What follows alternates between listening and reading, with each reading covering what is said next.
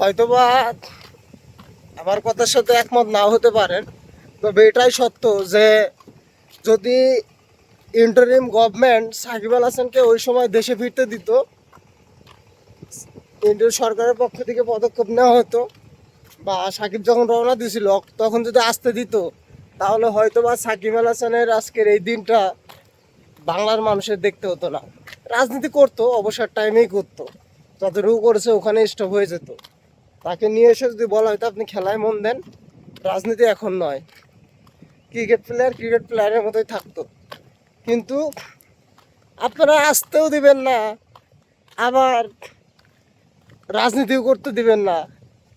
এমন কেন ভাই, এত হিংসা কেন আপনাদের?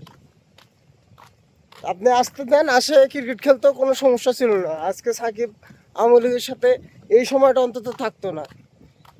কিন্তু আপনারা আসতে দেন নাই, সে বাধ্য হয়েছে দলের সাথে থাকতে।